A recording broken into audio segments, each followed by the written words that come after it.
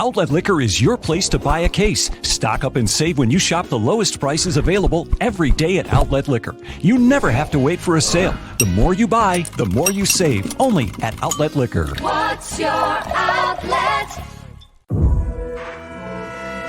Yeah. Bills Mafia. Don Brown. Yeah. It's the Mafia, you know I'm rocking with the Bills. It's the Mafia, you know I'm rocking with the Bills. It's the Mafia, I'm with the Buffalo Bills. It's the Mafia, you know I'm rocking with the Bills. Hey. Who you reppin', what's your team? Who you reppin', what's your team? You know I'm reppin' for my team. I got that talent on my team. Micah Hyde, Jordan Poyer, can you catch it? Can you? Trade day is like a mask, you not catching anything.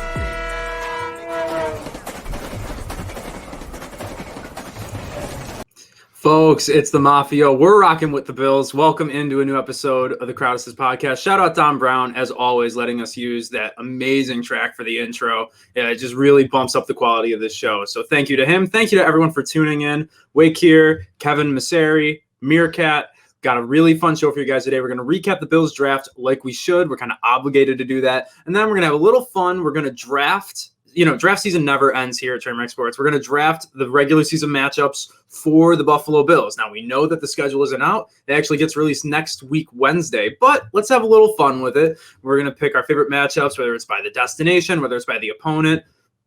Possibilities are endless. Honestly, it's going to be a great show. And before we get into it all, I do have to remind you that we are sponsored by Outlet Liquor, the place to buy a case. No matter your taste, wine or spirits, Outlet Liquor is here to make sure your cabinet is stocked and loaded. Located at 2152 George Irvin Boulevard in Depew, open 7 days a week for walk-ins and curbside pickup only. Outlet Liquor, what's your outlet? My outlet is yelling about the Bills on a podcast with these two, Kevin Masseri and the Dart Daddy himself, Meerkat. Kevin, we had a really good show on Monday with Kent Platt, who created the Raz score. And I'm sure we're just going to be bringing that up a lot as we recap the Bills draft, right?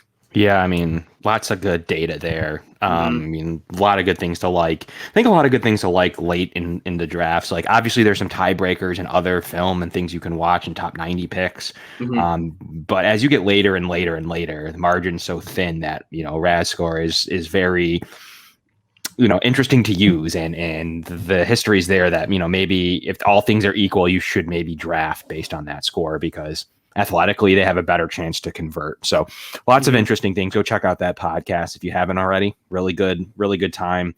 Broke down pretty much all of Bean's drafts. And we were able to get into a lot of cool things. So yeah, it was fun. It was a fun one. But really getting ready to get into another fun one here. Yeah, absolutely. And I know Meerkat, he saw Kent Platt's mustache and immediately felt intimidated and had to shave his own. Meerkat, I know you, first of all, how are you doing? I'm doing, guys. I mean, thanks for having me on again. Always great to join you guys on the Crowd Assist podcast. Always a great time, but I'm not feeling 100%. I mean, a little shaving mishap led to this happening today. I had, I've been with a mustache for well over a year now. It just feels weird, guys. You're getting a new Meerkat right now. I might have some weird takes. I'm not sure, but I'm ready to get into it. Well, I know you had some takes earlier on in the week. You did put out your Bills draft grade article. So why don't you walk us through it? Maybe, what stuck out to from the Bills draft, positives, negatives, whatever stuck out is important to you. So, I mean, one thing I thought was kind of interesting, even though I wrote it myself, was I had Carlos Basham, the highest grade in the draft, higher than Rousseau, and that doesn't mean I don't like Rousseau. Me and you mocked him to the Bills. I was pretty adamant in saying I was confident he was going to be a first round pick in this draft. Love his upside and everything, but that Basham pick, for him to slip there, I mean, you heard Bean's comments on him and what the board looked like and stuff. That's just an incredible value at that spot. Not saying Rousseau's not going to see the field this year, but I think Basham is more ready to come in and contribute, especially in our defensive scheme, immediately on this defense. He's just a great prospect. He's so well-rounded. If he would have came out last year, he probably would have been, a top 15 guy. So he's a guy that gets you excited. Love Rousseau on the upside. My whole theme throughout the thing, though, is just, this is all a lot of raw guys. Obviously, he had a type, especially through the first 4 picks, with going double edge and then double massive offensive tackle. Love Spencer Brown. I gave that pick like a B because he's not a guy, I think, ready to come in and push Darrell Williams out of that right tackle spot right away. Yeah. But I think he's a great option at, swing tackle, either tackle. Tommy Doyle, a guy that, the more I watch him now, because I didn't go that deep into the draft. He's not a guy who's really on my radar at all. I like that pick more. And the same goes for the Hamlin pick, too. I thought Hamlin, because I like Jaquan Johnson, but I think Jaquan Johnson's just destined to be a special teamer. His athleticism's limited. Hamlin, though, reminds me so much of Dean Marlowe. Everybody's saying it, you're replacing it. And so I just love this whole draft. They got solid grades all around. I think lowest grade was Jack Anderson, the final pick, because, not that he's a bad player. I just think it's a practice squad pick. I don't think he pushes this year for if we go 4 and 5 interior. And I wish we addressed it earlier. And same with the wild goose pick. the wild goose pick too. I gave it. What did I give it here? It's a pick that suffered a B- because I thought it was a good value for the guy there. A corner that can actually run and move around on the field and keep up with guys. I like that. But I was just disappointed we waited that long to get a corner. Nothing in the draft, though, really disappointed me, but nothing really stood out to me other than Basham.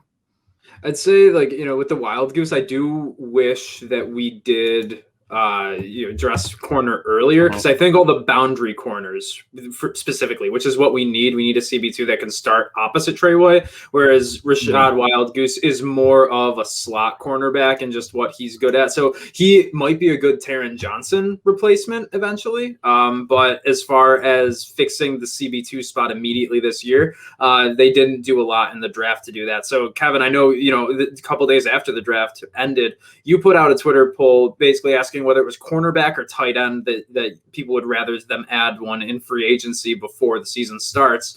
And, I feel like, we're talking about Wild Goose and how they waited on corner. Is the cornerback, does what they did in the draft tell you that they plan on doing that? Yeah, I would think that they have some veteran free agents in mind at either of those 2 spots, and that's what led to the tweet. I still had some weirdos saying defensive end. That was weird. That's bizarre. There's not even a spot for the ones they have. They're going to have to already make moves. So I don't understand that at all. But the majority, 58% said corner, 41% said tight end. So it was a close battle. So that's what made it pretty good. Mm-hmm. For me, it's all about, I don't think they got a lot of weapons on offense. They got a swing tackle and then a developmental tackle, and a kick returner with some potential to replace their kick returner at a pretty low dollar amount. They got a $700,000 or $800,000 a year kick returner. That's what they were looking for. They just couldn't really afford to spend $2 million in kick returner again, guys. So they needed to get a cheap kick returner at 4 years, not have to worry about it. And hopefully between him or McKenzie, you address the return spot there. And you're rooting for that, but they didn't add much to the offensive side. What can they do to do that? Tight end. I think wasn't there in the draft for them at any point. And I like that they didn't do it on day 3. I really do. There wasn't anything there. Even the day 3 guys were going in day 2, like McKitty. Some of they were flying off the shelves trying to find that gold pick in the 3rd round. That's when people are really willing to spend that 3rd round pick. They'll say, okay, you know what? We'll take that high upside tight end, go even higher than, high upside tackles or anything else. So that's what we started to see. I'm still all aboard the Zach Ertz train. I do believe he's cut here in a couple of weeks. I think he adds a piece to the offense that they're missing. They already tried to sign Greg Olsen last offseason. Rob Gronkowski this offseason. I do think they're looking for more of that vet presence because they have the younger guys on the roster. So he's just a perfect fit. And I totally believe they were interested in him. I don't think they wanted him at that cap number. I don't believe they wanted him for the pick. It's not the pick, guys, because clearly Philly doesn't even have a day 3 pick. Yeah. It's not the pick. Like everyone's like, they wanted a 3rd. Probably not true.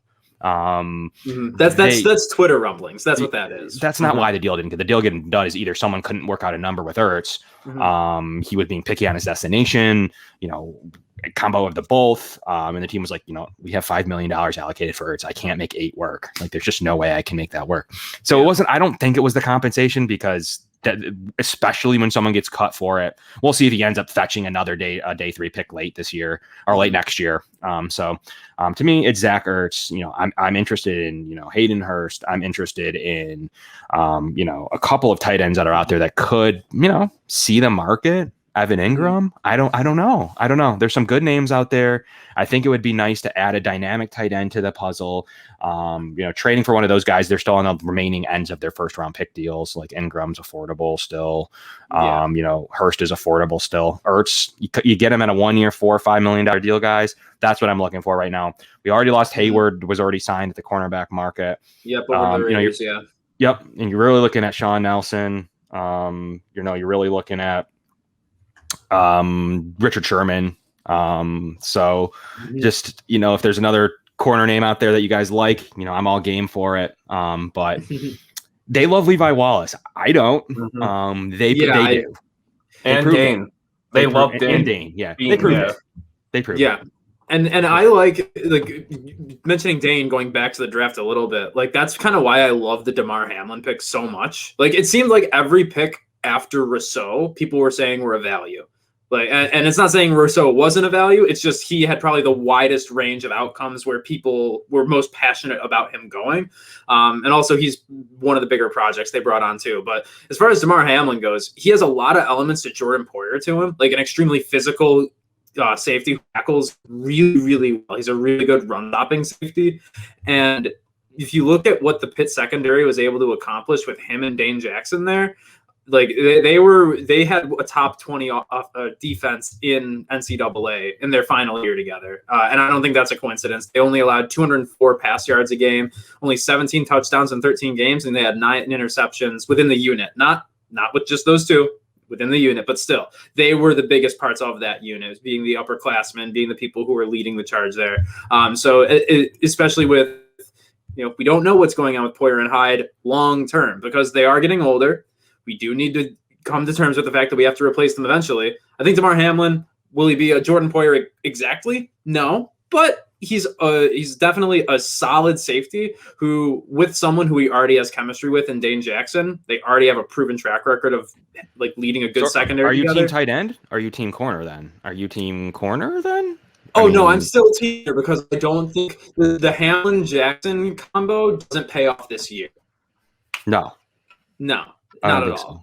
I don't think so. No, and so that's why I'm still team corner. Do you like Steven Nelson? Do you like Richard Sherman? Do you like Brian Poole? I would prefer Richard Sherman. I would. Okay. When you see when he was healthy, that's the big thing. Is when he was healthy last year, he was still lights out. What concerns me is when he did go out last year, the 49ers defense kind of didn't miss a beat, and you can chalk that up to Robert Saleh. You can chalk that up to the cornerbacks that they had behind him. But if he is a replacement level cornerback, that does worry me right now. But from a personality standpoint and from a talent standpoint, I think he does still fit the role that we need in our CB2 right now. Meerkat, do you have a preference for corners right now? And if so, who? It'd be corner over tight end for me, definitely. He's not a guy I like as a guy, but on the football field, I think we can use somebody like Breland.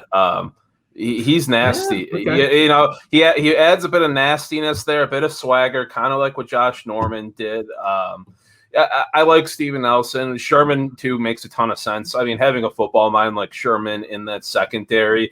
I mean, you got great ones already, like a Hyde back there and stuff. But just still, Trey White's still young. He's still learning. Teron Johnson, another guy, I like in his role. He can still learn and elevate his game. And, a guy like Sherman can do that with his teammates, especially if Sherman likes the situation he's in, thinks Buffalo can be a winner if he comes here, clicks with McDermott. I think he really embraces this team, and that can have a huge impact. I mean, he's got a path to CB2 right away. I mean, Mm-hmm. I mean, on a good team, that's probably rare. On a really good team, that's going to be a rare opportunity to have a path to CB2, to be an influence in the locker room, to potentially compete for a championship. I don't think the mesh goes anywhere else. He's been on podcasts with Brandon Beane. I mean, it's a natural fit. I like Richard Sherman. I don't know. He seems to want to stay on the West Coast. He released his 4 teams. The Raiders are already out because they signed Hayward. So now, you're looking really at the 49ers again. You're looking at back to Seattle. So, he's looking at that West Coast. So I like him. He would catapult to the top. I just don't know what he's thinking. And I really think once Zach Ertz is released, the Bills I just think they'll be all over those rumors. They didn't shoot down. It's Indy or Buffalo. Yeah. Like for Zach Ertz, like that's it. And I think they're waiting to see what happens when he's finally released, what he would want in the market. Yeah. And then from there, if that's a no-go, then I think it's officially corner season. And, come early June, they'll say, you know what, all right, let's throw a little bit more at Richard Sherman because we don't have to allocate it anymore. One name, too, I don't hate, a guy who went just a couple picks ahead of Trey White in the same draft is Garyon Conley. He's athletic. Okay. He's still young. He's got a little size to him. He definitely kind of looks like he could be a bust, but if anybody coaches up secondaries and cornerbacks, it's Sean McDermott. Could be a super value signing if they're really trying to go cheap. Sherman wants to stay West Coast. It might take a few extra dollars to convince him to come here. I'm okay with, spending those few extra dollars to get him personally. But who knows about Brandon Beane? They might just be like, we like our room right now. We could bring in somebody to compete that has talent and get him for really cheap, which, Conley, Breeland kind of fit that role. And I think Conley was in the Texans organization when Brian Gaine was there too, so there might be that connection for him to the Bills. And if the Forrest Lamp signing tells us anything, it's that the Bills are more than willing to bring on these project guys who didn't pan out from the first round and coach them up to be the best version of themselves. You saw Tyrell Dodson tweet the other day that Brandon Beane, because of Brandon Beane, he's the best version of himself he's ever been. No cap, and I love that he said no cap because that just brings us into the conversation. Cap or no cap? And a lot of interesting camp battles this year. There will be. It's going to be a fun camp to watch, and the defensive end position is probably the most exciting one. I mean, the offensive line debatably too, and those are the two positions or position groups you could say that Beane added the most to in this draft, and that was refreshing to me because that means that he saw the same flaws, or at least what he thought were the biggest flaws in the team the same way that I did. And that's that.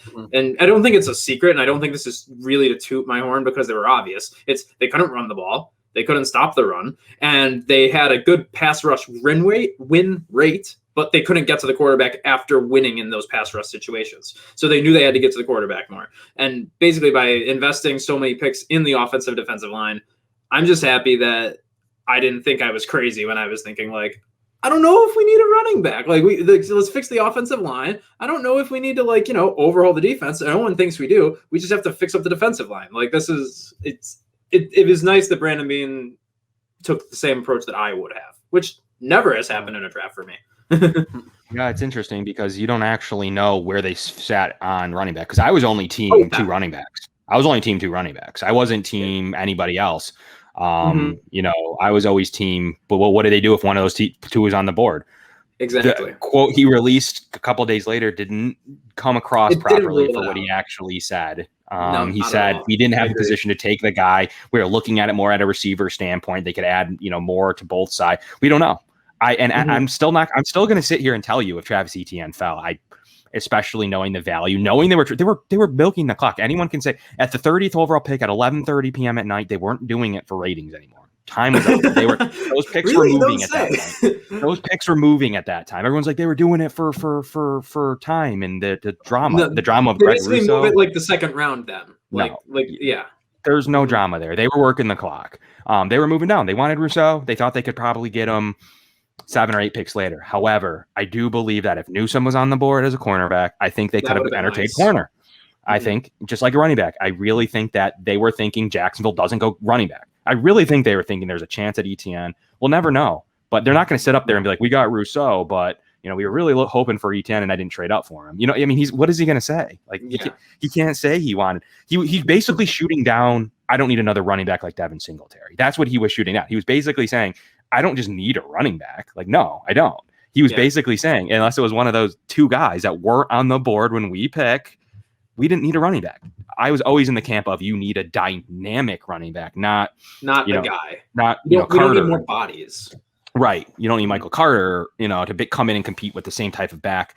There's two guys that they were always going to be interested in. I still think to this day, if one of them was on the board, they would have been heavily interested in him. It's proof by they were trying to trade down when they were on the clock. So who got picked in front of them that they would have wanted? They were trying to trade back down and get Rousseau at that point. Once Newsome or the running backs, those are the only three to me. I don't know, but unless they liked one of those defensive ends that went, I don't think so. So with Rousseau, it was Rousseau. So they felt pretty good about moving back 7 pick. I mean, they admitted it. So they just didn't get the value they were looking for with that. So I still think to end the running back point probably for the offseason, I think it was possible that one of those two was the top of their draft board. And when they came up, Rousseau was next, and that they thought they could get him 7 picks later. I don't know. I don't think anything he said, and what he said kind of confirmed to me, like, why wouldn't you just shoot down running back right then and there? Why wouldn't you just say, you could have just said, no, we weren't going to take a running back. No running back. You guys are crazy. Yeah. Trading up, that could have been a little bit of craziness. That could have been the crazy side of what he was talking about. But I absolutely believe that if Travis Etienne was on the board, and knowing what I know now, I think they select him. But he also said something to the effect of, I'm not a believer that you never draft a first-round running back. Right. Like, his best pick ever is McCaffrey, and he says that on interviews. Mm-hmm. Yeah, exactly. And the biggest complaint about this draft I've seen is that they haven't added on offense in it. And the question is, did they really need to outside of an all-star running back? Meerkat, to end the draft conversation here, I think this is a good way to end it. Do you think those points that they didn't add any offensive talent in the draft outside of Marcus Stinson, you think those points are valid? Yeah, I mean, I think you needed that backup tackle, which I love Spencer Brown being able to swing because, I don't want Bobby Hart protecting Josh Allen, So Spencer Brown, I love that pick just because he can fill in at either role, even though, Dawkins and Williams are pretty durable. So I'm not too worried about that. And then, sorry, just a little thing in the throat there. Little fuzzy, little fuzzy. and then Tommy Doyle too. Another guy. He's more of a developmental guy. Does he even make the 53 this year? I think he, I don't. There's think a better he shot does, Jack Anderson does just because he's a guard and he has that capability. Probably. Yeah, exactly. I think Anderson is kind of an interesting camp guy, even though I think he could be primed for practice squad because they are looking ahead at this line and they like having quality offensive linemen on the practice squad ready to go because offensive linemen are a premium in the NFL now. So I think adding Spencer Brown there, fantastic value with his swing capabilities. Will he be adjusted to the NFL level? Come the start of the season, say if there is a camp injury, God forbid, knock on wood, all of that. I don't think I still, I think he's a kind of raw guy. He should. I think they're leaning toward keeping Bobby Hart, guys. Like I hate to say it. Exactly. Because I think if you get an early injury to Williams or Dawkins, Bobby Hart, Brown can't start right away. He's not ready for the NFL right now. He has the body and everything, but he's just not ready right now. Yeah. With you there. I think it's Bobby Hart, thus Tommy Doyle pushing him to the practice squad, and they'll try to hoard him. I mean, we'll see how they play camp gymnastics, if they try to keep him through the first cuts and then that's my favorite kind of gymnastics. Yeah, try to keep him through. Yeah, Bean's good at that stuff, but I saw him at Miami, Ohio. I didn't think he was particularly good against the UB defensive ends. One got drafted in the 3rd round, and one's another potential day 2 pick next year. We'll see what happens with the UB coaching staff and if he stays. But, they had Vriggins and they had Malcolm Kuntz, 2 third-round defensive ends. Didn't play good against him, in my opinion. So he's going to have a lot more challenging of scenarios against better defensive ends, on his own team like Greg Rousseau and Basham, let alone actually talented, already producing defensive ends. So I don't see him making the roster. He'd have to come. He's playing against Bobby Hart. He'd have to come in, because we know Brown's on the roster. So he has to come in and beat out Bobby Hart. That's the battle. Can he beat out Bobby Hart today? I don't think so. Yeah, and that's probably not good news for Bill's Twitter. Bobby Hart's been getting an abnormal amount of hate for being a camp body and a backup offensive lineman. Like, what do you expect from a fourth offensive tackle? Yeah. Like, I hope he hasn't been searching his name on Twitter because he would not be endearing. Bills Mafia has not endeared he themselves played to him. okay. He played like okay football at times last year. Like he was probably their best lineman, actually. Literally, yeah, on a very, very bad offensive line. Fourth offensive tackle, you don't get the experience that you get from him in the fourth. I'm sorry, he's going to make the roster unless he's really bad, or he's the random guy that gets traded. Like could be the random guy traded. The 6th rounder for next year. He's going against twos all offseason. He's not going to look bad. He's going against twos. He can handle twos. He's going to make the roster, and he's going to be the 9th offensive lineman on the roster. I'm sorry, I would get ready for Tommy Doyle to be hoarded or not make the team. Yeah, could easily happen, either or. We are going to get into this draft we're doing of the Bills 2021 matchups, but first I do have to remind you guys of our other sponsor. They are on the bottom right side of the screen, Amherst Ale House. They've been serving amazing pizza, wings, and beer in Buffalo since 2005, and obviously my favorite that I talk about way too much, their pizza tots. I'm going to be back in Buffalo at the end of May, and I'm going to have so many fucking pizza tots. It's going to be so unhealthy. It's going to be amazing. Local restaurants are reopening at larger capacities, but they still do need our help to get through the pandemic. So please order from Amherst Ale House for your Sabres game night spreads, your football game day spreads, if you do that in the fall, and every night between now and then. So call them now. Place an order, 716-625-7100. So how we're doing this draft here. We got this little draft board here. We are each going to take turns picking different games for the Bills this year. I want to repick. Yeah, Kevin got the short end of the straw, getting third. We are doing a snake draft. We're doing a snake draft, so it's okay. But Meerkat, you have the first pick here. So to you, what is the most exciting game? Maybe the road trip destination. What game are you looking forward to most in the Bills season next year? So I texted you guys this. My pick was in hours ago for number 1 overall. I think you're not the Jacksonville Jaguars, so thank you very much for that. Yeah, I won't use my full 15, but I'm going with Tampa Bay. I think this is the easiest pick for me here in the entire draft. I mean, you have a shot at facing Brady again outside of New England. I've been wanting that. And then you get to, I think this is going to be the opening game of the season. You're hearing tons of rumblings about it. It makes all the sense in the world. Opening night, Thursday night, you open the NFL season. I want a shot at the Super Bowl champs. And, we win this game, we're going to go ballistic. And if we lose, you're facing the defending Super Bowl champs, depending how we lose. And it's it could be the Thursday night game. You got an extra few days to, recover from that, enjoy football over the weekend, get over it and ready for week 2. It's the best day on their home schedule. And exactly. Yes, it's going to happen. Exactly. And it could be, I hate to say it like this, it could be a potential Super Bowl matchup too, but it's just so much going into it with how flashy and big time, prime time this game can be, plus just facing Brady again. I want all I hate to start 0-1, man. I will say that. I say the same.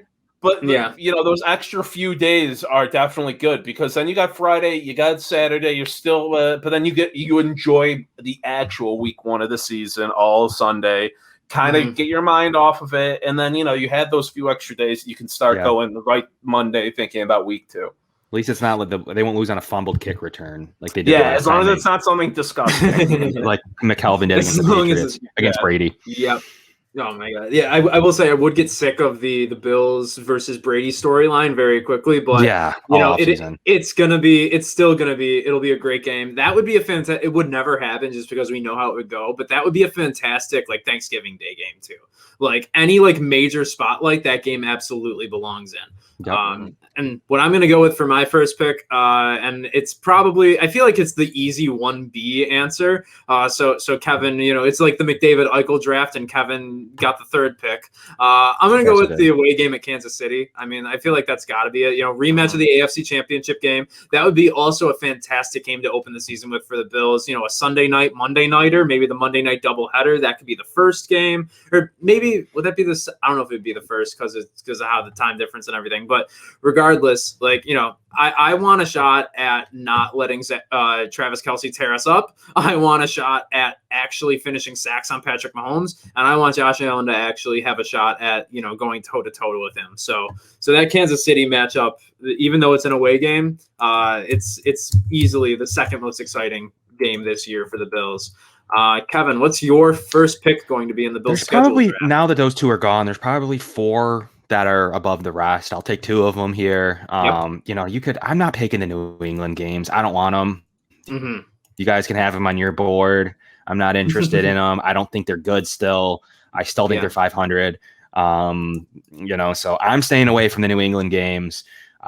They sloppy. We saw the way that the Cam Newton games went. It could either be a blowout or one of those 1916 awful games. I don't want any part of them, but I do want part of, in my first pick, the Colts game, the home playoff matchup. We're going to run it back. I thought it's a really good pick here with the 2 going off the board that went off the board. I mean, it's a replay of the playoff games. They're probably top 4 in the conference right now. They might be the next best team they play. I mean, depending what you think of the Titans, what you think of the Saints, I think they might be the 3rd best team on their schedule. I'm going with them. Great game. Put it in front of fans this time. Rerun of the playoff game. Lots to like about that one, guys. Yeah, I remember when we were covering home that opener? game. Question mark? I don't know. That'd be a great home opener. I remember we were talking about that game last year before the game even happened. We both said that Indy was probably the best wild card team, even though they came in at the 7. They might have been the 3rd best team in the entire conference, maybe a top 10, top 6 team in the NFL last year. So, will that be the same with Carson Wentz? I don't know. But regardless, it's still Frank Reich. It's still the same infrastructure for the most part, especially if they get Zach Ertz. That would be an interesting game for Bills fans to see Zach Ertz. There you go. Oh, yeah. You like the Indy game, Meerkat? Yeah. So I had number. I made a big board for this. Me too. Yeah, Casey was my 2. Kevin said he had 4 above the rest. That's kind of how it was for me. I had Indy at 5, but my 3 through 6 could have kind of gone in any order so far. I won't reveal any more than that. But I love Frank Reich. Plus, that game was just such a good game. I know the Bills won it, but people kind of forget, how close that was. That was a really close game there. So that's a great football game. Mm-hmm. All right, Kevin, you got your second pick coming up. Well, you guys know I'm punting on the New England games. I don't want any parts of them. Mm-hmm. Just don't think they're good football games. I'm addressing my draft board accordingly. So yeah, I just don't think they're good football games. If everything considered, I'm not really good on them. I'm staying away from. I'm hunting for the home opener because that's the best game of the year. Mm-hmm. It's true. It's tough to pick without knowing what it is because that game catapults to the 3 spot pretty instantly.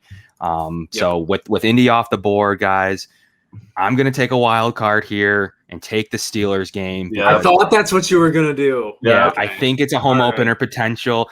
I want to bury him 3 seasons in a row. I want to put him in the grave. I want to get Ben Roethlisberger out of here. Home opener potential with those 2 first games that I just picked. You can see in my board, I am searching for the home opener.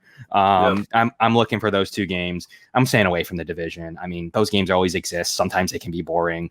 I'm looking out for those 2 games, and I just love to put them in the dirt, guys. The Steelers game, get their fans here, and just put them down again. Always a fun game to put them down to Renegade. Yep. Yeah. I do love that one. I am gonna miss Matt Barkley. Say one great thing about Matt Barkley. He's not even signed. He's not even signed. That's incredible. I'd be shocked. People have talked about, and people, I mean, actual Bills, not people on Twitter, have talked about how much him and his wife meant for the culture and just if Fromm or Davis Webb goes down, don't be shocked to see him. I honestly, he would absolutely come back in. He would sit on the practice squad on this team for sure. Yeah. Absolutely.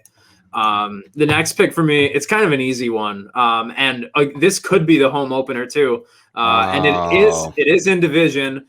It's the squish the fish game. It's the Dolphins at home. That would obviously, especially with Bobby McCain being gone, that's Dolphins secondary is not going to be as good as it was last year. Josh Allen's going to light them up even more.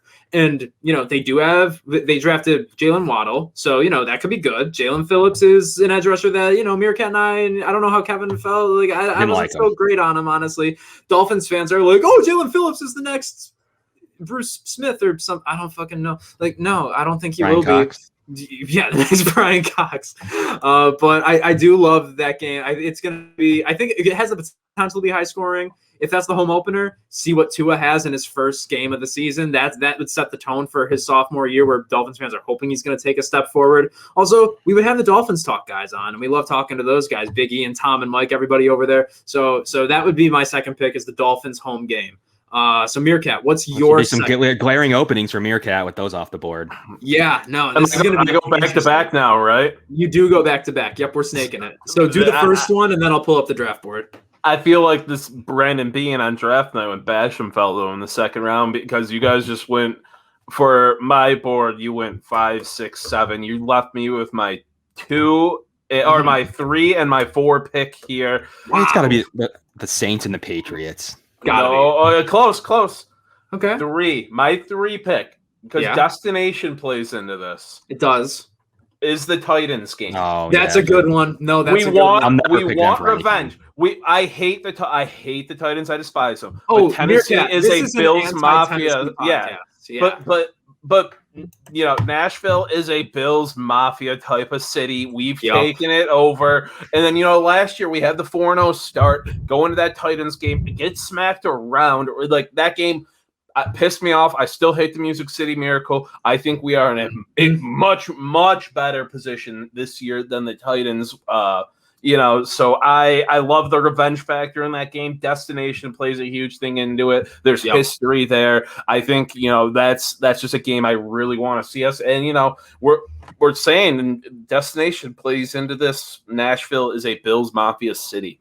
Why is it always there? 3 straight seasons. They haven't played them here since the Tyrod game? Because we stimulate their since the Tyrod game. Yeah, no, that's exactly when. And that was when I was in fucking college still. That was 2014. They don't 3 straight seasons in Nashville. That's bizarre. All right, well, start off the third round. There should be now a glaring opening for you. Yeah, and then you hit this one. It's not Patriots. I don't care about the Patriots this year. It is another heavy destination, New Orleans. I mean, okay, that's good. Depending when this game is, I might try to find my way down there. I've been wanting to go to New Orleans so badly. Going to a game down there would be incredible. I want to see, you know, Bills Mafia take over. I want to see the Bills go in and play, you know, Taysom Hill, whatever they're throwing out there. I want us to just run them. That could be the huge road win Meerkat. 3 road teams. That's bold. Wow. That's bold. And you know, and you got some storylines there, like Emmanuel Sanders and stuff. But you know, that's kind of a game that I see being like a stress-free week. That if you win in there, you don't really have to worry. I'm not saying the Saints are gonna be bad, but I'm not saying this is going to be a super high stress type of week heading into it where you're worrying a ton. And if you're down there, you know, it's going to be absolute scenes out of Bills Mafia. Destination playing a heavy role into my first 2 of my 3 first picks. Yeah.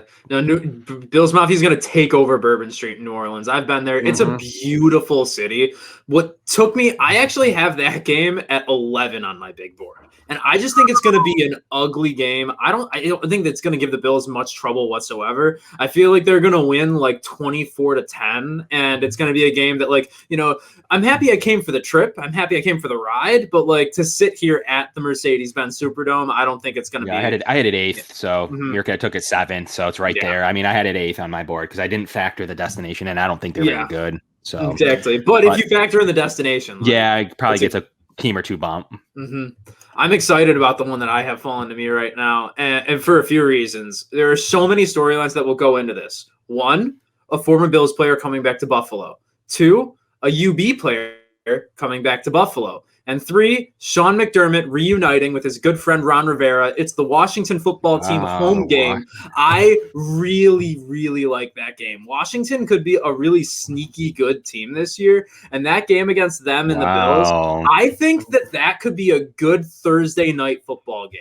If there was ever an AFC NFC game that could be a good primetime game, it's the Bills and the Washington football team. Like they brought in That would be a good Thanksgiving game. The football team always plays the Cowboys on Thanksgiving, but oh my God, I would live to see that happen on Thanksgiving. I'll live to see it happen anyways. I love that game so much. I have seasons this year, so that's probably one of the ones I'm most excited to go to. It could be one of the best home games of the year, in my opinion.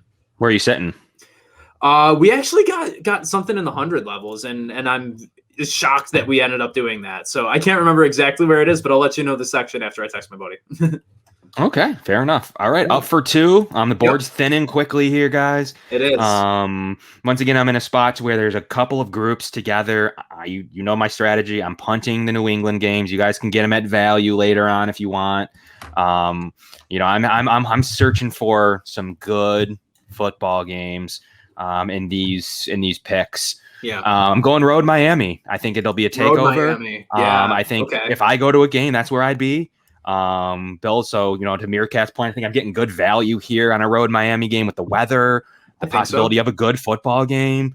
Lots of Bills fans have everything going for it in this late kind of mid round of this draft, and I'm pretty excited with the way that game could play out there with a road Miami game.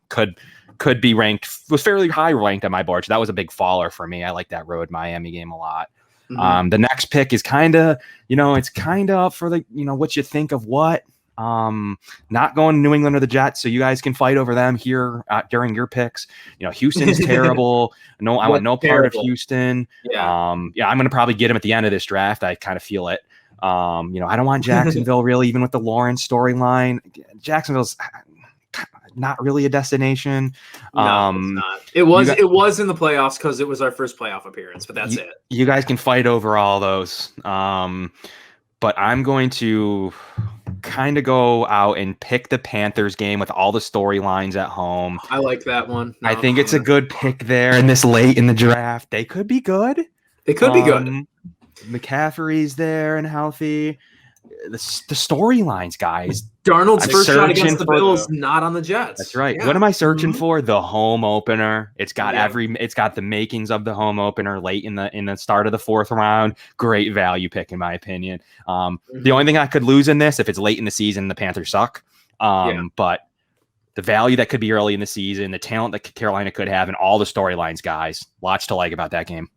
Yeah, no, I love the Panthers pick. Like they could be a really fun team too. Like I feel like their defense is so good. I thought for sure you were going to snake them, but you went a different direction with Washington. Yeah, no, where do I have the Panthers on my board? I have the Panthers down at 10. So this is exactly where I actually had them. Yeah, so no, this is a good spot for them, and with all the Panthers ties, I mean that's obviously a great pick there.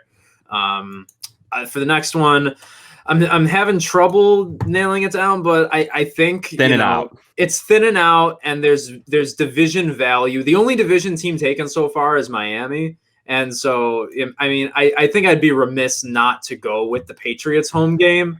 I mean, are the Patriots going to be a good team? Meerkat just lost runner on his picks here. It looks like. I mean, it's going to be like this is number 5 on my board just because it's the Patriots. Wow. Just because it's the Patriots, and I think that's a good Raz score, man. They're my eight. I think it could be a good game, good as in a lot of scoring. Just because of the Jonnu Smith and Hunter Henry combination they have there. Will it be fun for the Bills and Bills fans?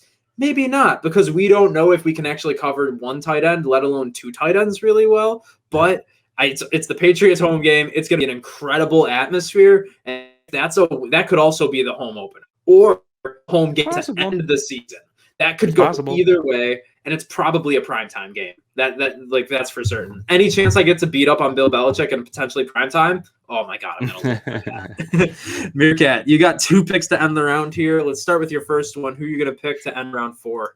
You guys just crushed me. I had Patriots home 8 and Panthers home 9. I thought I was going to get some good value. I'm staying true to my board, though. Thought about tinkering, staying true. I'm going with, right here, 10th on my board. Home game against the Jets. I think it's an easy. I think the Jets are washed this year. Not that I hate Zach Wilson, and I like what they've done. I just don't see them really being a threat this year. So a home game, usually. This might be just, my brain being dumb, but I feel like usually we play the Jets pretty early on in the season at home. Usually. And, so get me a nice fall game down at Highmark Stadium against the Jets, I think that's great. Maybe could even be like an afternoon game or something like that because of the storylines with Wilson and stuff and, the Bills. Give me a nice tailgate at the, whatever lot you guys like to tailgate at. Not having to worry about the game that much. Celebrate a beautiful home game win against a division rival. He took a home team, too. He finally took that offensive weapon, it looks like, way late in the draft. Yep. This is my Marcus Stevenson. And that seems like it.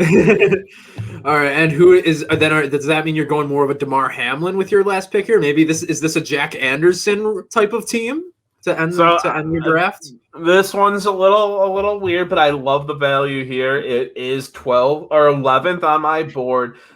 Wow. Going with another away, Jacksonville. Oh, God. He's got the destination again or something. That's another destination. Bills Mafia, we saw it in the playoff game a few years ago, loves to travel to Jacksonville. We absolutely took over there as well. And, I think they're not going to be great this year, but we get a shot at Trevor Lawrence. That'd be nice to beat him in his rookie season. Just kind of cool.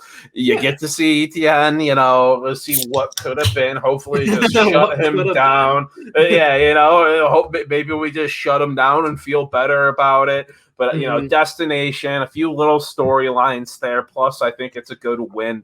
Give me Jacksonville there. Yeah, no, that's a good one. I mean, that's exactly who I would have taken here. And I got one pick left, so if you take it. I can't imagine this is your pick. I really can't. But this is a game that and this is the last pick. Like, who do we have left here? We have there's four away. picks left. Yep. There's Patriots nothing away. else I'd want on the board, I don't think. Yeah. You got Houston. And then both or one Jets? Jet game, a Jets away game. But Falcons home too, and that's what I'm going with is the Falcons home game because the Falcons are always good offensive team, terrible on defense. They lost Keanu Neal, they lost more defensive pieces than just that. Bad. But they added Kyle Pitts, who, if he's as advertised in his rookie maybe year, a 50-30 game coming here. It literally could be it could be like the Rams game again from last year, but I think if that they're game fully is healthy. Yeah, I mean, that's the game when that happens, and if you play FanDuel, you should have at least 5 offensive players from that game. Like honestly, and one of them is probably Calvin Ridley. The other from Atlanta would be Kyle Pitts, and then pick 3 random ass Bills. Like that could be a really really exciting game. Maybe the highest scoring game of the NFL season. Maybe in the top 5. So I like Atlanta taking Atlanta with my last pick. I'm seeing now I'm the opposite of Meerkat. I have 4 home games and 1 away. He has 4 away and 1 home. And Kevin's got a healthy mix right now with 3-1. So let's see what he's going to do with his last pick here. Well, I'm staying true to the board and not taking the Jets. I've said that from the start. I don't think a Jets road is something I'm looking forward to at all in this one.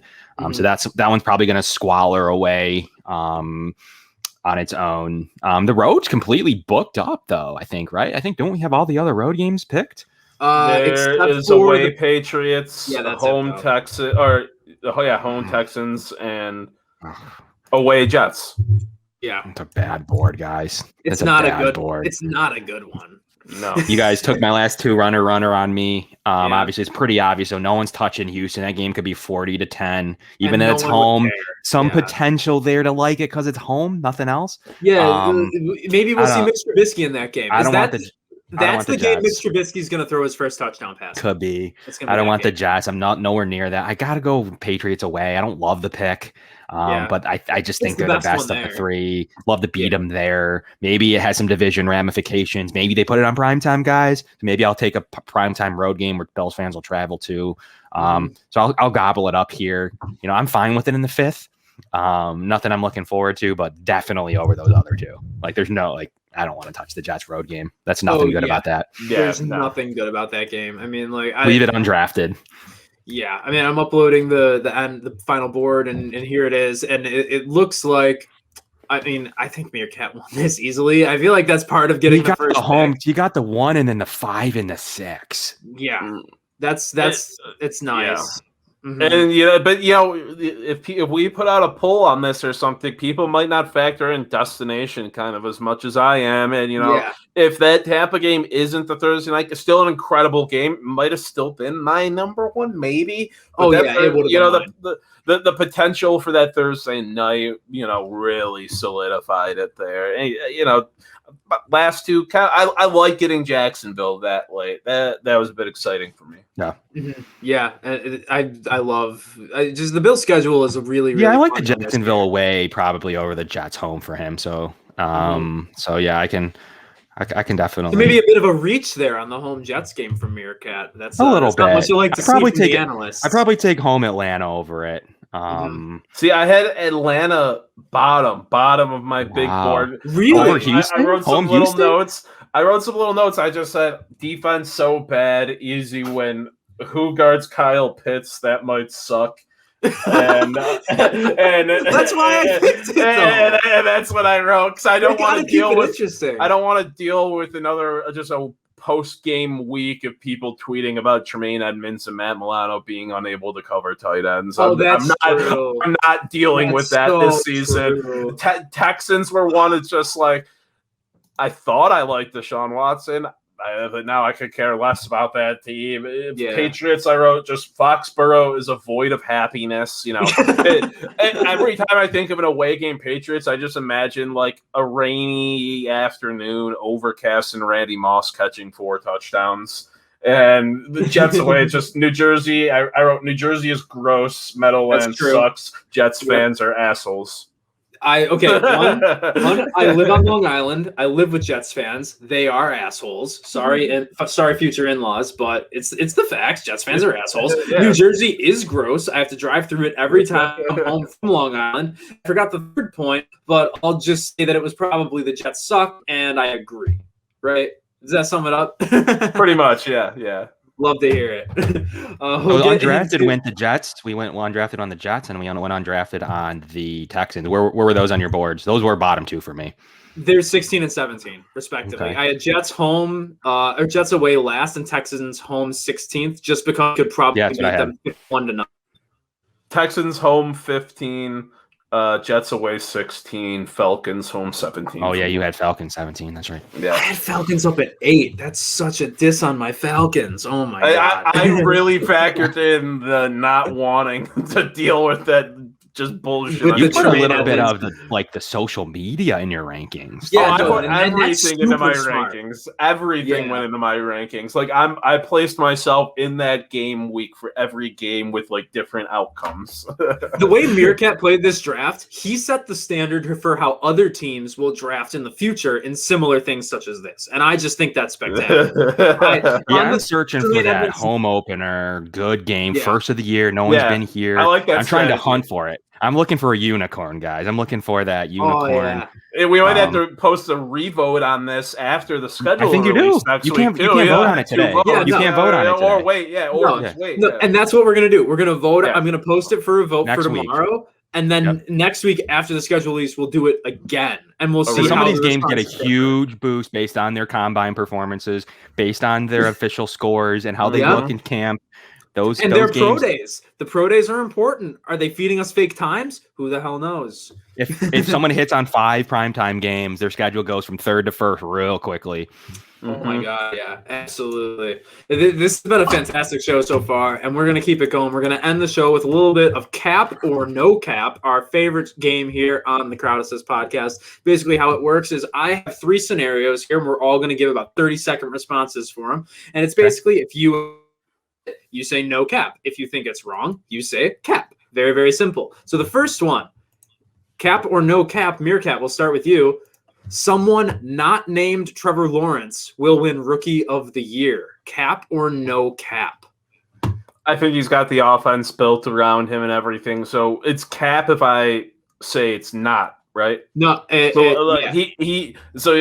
cap. I think he's going to win Rookie of the Year. If I was a betting man, which I am, and we all are. Thank God. Right. I'd take a look at maybe Kyle Pitts. I don't hate any of the other quarterbacks, but I don't see any other rookie making like a major statistical impact this year, other than Trevor Lawrence is going to be the favorite, but other than him, Pitts for value, but it should be Lawrence's. Mm-hmm. Kevin. I just love the field and stuff in general. Getting the field just because he could get hurt and I win. That's what I'm banking on. Something goofy happens there. I'm going to go no cap, but just because I love the field in any bet.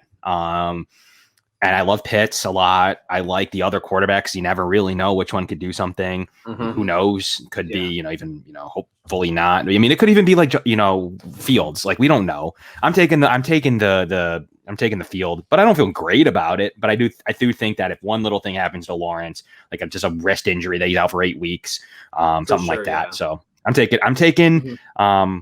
I'm going no cap, but I'm not feeling awesome. But I like it because one injury and I'm in. Mm-hmm. Yeah, I would like call Burrow, guys, like Burrow. Exactly. Yeah, exactly. And I'm calling cap on it, but like again, that injury is injuries can completely derail this. What's interesting about the rookie of the year, especially for offensive rookie of the year, if we're gonna like differentiate it a little bit, Etienne might have been second in rookie of the year odds, top 5. He might have been ahead of one of the quarterbacks if he went to the Bills. Like, let's be completely honest. And you don't think they're thinking about that? Yeah, and now that he's in Jacksonville, there's no shot he wins Rookie of the Year just because he's on the same team as the Najee Harris is another one to watch out for. Full backfield to him. They're going to run the rock. They ran it a lot. Pittsburgh actually did a decent job of addressing the line, though they did do it on days 1 or 2. I looked at some of their picks because my dad's a Steelers fan, and I like to make them feel good. And they actually did well with their guard tackles that they picked. But with Lawrence, like, he's gonna have a terrible defense, and he's gonna have a running back he's familiar with, and at least decent weapons, and a great left tackle in Jacksonville. Yeah. And that's like he's gonna be a great fantasy quarterback, and that he'll also probably win Rookie of the Year. But if it's because of the terrible defense that he has to keep up in games all the time, that could be a reason why. But only time will tell. Second question here in cap or no cap. Kevin, we'll start with you this time. The AFC East will have playoff team in 2021. Cap or no cap? Just one, right? You're saying just one. Just the division winner. Just one. I'm going cap. I think they have 2. I think Miami gets it done. Finally, guys. They were close last year. I think they have 2. I think there's good odds for 2. I think I like the field there. I definitely like 2, and especially with 7 playoff teams again, right? That didn't change. No, it did not. No. Yeah. Yep. So especially now, I'm liking 2. I'm feeling good at. I'd go over on a 1.5. Yeah, I would also probably call cap, and it's not even because I think the Jets or the Patriots or the Dolphins are good, but like I like the odds. I like the odds. The Titans took a significant step back. The Steelers took a step back by keeping Ben Roethlisberger, and if you just look at the competition around the AFC, I don't like the West at all. The West is bad. The West is really bad. The Broncos think that they're gonna take a giant step forward or something. Drew Lock maybe has the Josh Allen breakout year. I don't see that happening. You could see the Chargers possibly making it, and the Raiders. I mean, who the hell knows what to expect from them? At one point they looked like they should have been competing with Kansas City last year, and then the next they were losing games to shitty teams. Like they almost lost to the Jets if it weren't for a cover 0 when they were up. That was so funny. But yeah, long way to say I'm calling cap. Meerkat? Going cap too. I think the Dolphins get it done. Their front 7, there's some question marks there, but their secondary is really good. Holland, if he is, good enough, their secondary is scary. It can shut teams down. And then Tua, if he puts it together, he's got the weapons. When Will Fuller's off of suspension, he's got just a good receiving core. If Waddle works out, which I love him, as a lot of people, with Parker, Fuller, Waddle, Preston Williams, I still like. They got Lynn Bowden, who's an interesting guy. They have vets like Albert Wilson.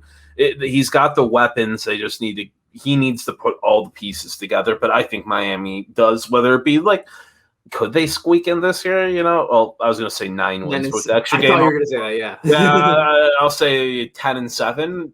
Yeah, that's kind of what I see them around. But is that good enough this year? Maybe. I like the Dolphins to get it done. Yeah, Dolphins would probably be the best shot to make the playoffs outside of the Bills in the AFC. Credit to them for building what they've built. Last question for cap or no cap, and we'll get out of here. Aaron Rodgers will play for Green Bay in 2021. I'm going to say no cap. I'm saying no cap. After the Adam Schefter, what he said on whatever Dan Patrick show, where he leaked that himself, because why not? Because it could be fun, basically, is why Adam Schefter decided to leak that on draft day. There were no developments that happened that day. No one from Rodgers camp, no one from the Packers front office came in and said, hey, there's nothing that happened. I think it's gotten a little blown out of proportion because of Adam Schefter. It's incredibly irresponsible journalism on his part. I'm calling no cap on this. I think that things aren't as bad in Green Bay as we think. I think that they might be able to get enough done in free agency. Look still. at you go. I really do believe it. Like, it's just it's really frustrating. I'm a big backer of journalism. I took so many journalism classes. I'm super passionate about just the topic of journalism and storytelling, and just what Adam Schefter did really doesn't sit right with me. And I think that Rodgers is pretty pissed off about it. I think the front office is too, and I think that they're going to find some common ground in that and fix what's going on there. Ugh. So I gotta go cap on this. I don't have any. I think Rodgers should have came out the next day and said absolute bullshit. I don't think it's gonna happen. I'm staying with Green Bay. Love them. Gonna get a deal done tomorrow or soon. There's where there's smoke, there's fire. You sound like my Packers friends. They were like, it's fake news. It's something there, guys. Well, I don't think it's fake. I just think that it got blown up. I'm not positive it's by week 1. Yeah. I don't think he'll be there long. Is it week 1? He might play one more year. But so really to me is it this year or is it a future year? I'm going cap. I don't think he plays for the Packers this year. I do think they get a deal done. All right, Meerkat, finish this up, break the tie. What do you take here? Can I go half cap? So I kind of think I did get an Instagram ad for like brimless snapbacks. So that is kind of go brimless snapback. Yeah, you brimless can go brimless snapback then. All right, so I'm going brimless snapback. I think Aaron Rodgers is on the Packers roster in 2021. I don't think he plays. I don't think they get a deal done they like that's worth it for them this offseason, which, he is up there in age. You're not wanting to waste him or waste money, but they're not just going to give him away. And unless they get the right deal, I think with how it's seemingly boiling out and the tensions between Rodgers and the front office, I think the front office might, be like, hey, we want you, but also like, fuck you. We're willing to let you just sit. Happening to me because it says, will he play for Green Bay? Yeah, it doesn't say will he be on. Oh, okay. So, that's what I'm saying. So that's what I'm saying. Like, maybe they reach not an agreement, but maybe Rodgers gives it up a few weeks into the season or not. But I think come week 1 of the season, he's not going to be starting for them, but will be on the roster. And he could be starting at some point in the season. I know this. I know it's just weird to me. No, that's a throwing shit at a wall, like but like I can see it playing. So it kind of fits. I can see it playing out like in a situation possibly like that because Rodgers, I think, doesn't really care if he sits out or not with how his comments and his overall demeanor. He doesn't care, but the Packers shouldn't be willing to just give in for nothing. They have Jordan Love. They invested a first-round pick in Jordan Love. Let him sit a year. I mean, they shouldn't back down at all, and they shouldn't be getting rid of Aaron Rodgers, even though he is older, for nothing, they're going to be waiting for the deal. So, maybe you give Jordan Love a go as starter heading into camp because Rodgers isn't showing up or there's nothing resoluted between them. Jordan Love looks good. And then, okay, we don't need a quarterback. Are we looking for just picks? Or are we trying to get a premier player and maybe a pick or something like that? They can start shopping, see who else is available, a team, a quarterback might not be working out. This is just completely random, not saying this is a possibility, but, Tua just says, you say you're 6 to 8 games into the season, he looks atrocious. Like, Dolphins are kind of built overall to win now outside a quarterback, if dependent on Tua, who says they don't, they've shown to pivot from large moves in a hurry. So I don't, just something like that could happen. I think the Rodgers situation just plays out very oddly. Yeah, and that's the cap to kind of wrap this up. The cap that I get, I have the hedge on my cap bet by him not playing, but he's on the roster. So that's kind of how I hedge my cap bet is that the longer they wait, though, guys, the less they're going to get. They get roped into a corner like the Watson deal in a way. I don't know. I think they would see a deal. They want max value for it. We'll see what happens, but not a Packers show, I guess. Yeah, we're definitely not a Packers show. That goes without saying. We don't even play the damn team this year. And you know what? I kind of wish we did with all the question marks going around that organization. But we did go through the Bills schedule, and we have a lot of great opponents on there. So keep an eye out for the poll that we'll put up on Twitter. You guys can vote on who picked the best Bills opponents for their 2021 schedule. And obviously, we will react to the Bills schedule released next week. That's May 12th. And OTAs are right around the corner, just 2.5 weeks away until OTAs can officially start. So things are heating up. It's going to be a long summer, but we're going to be doing drafts. We're going to have a lot of content the entire time. So thank you for tuning into this episode, and thank you in advance for tuning into the future ones. Wake, Meerkat, Kevin Masseri, and all of Trainwreck Sports. Thanks for tuning in. Yeah. Bills Mafia. Don Brown. Yeah. It's the Mafia, you know I'm rocking with the Bills. It's the Mafia, you know I'm rocking with the Bills. It's the Mafia, I'm with the Buffalo Bills. It's the Mafia, you know I'm rocking with the Bills. Hey, hey. Who you reppin', what's your team? Who you reppin', what's your team? You know I'm reppin' for my team. I got that Allen on my team. Micah Hyde, Jordan Boyer, can you catch it? Trade day is like a mask, you not catching anything.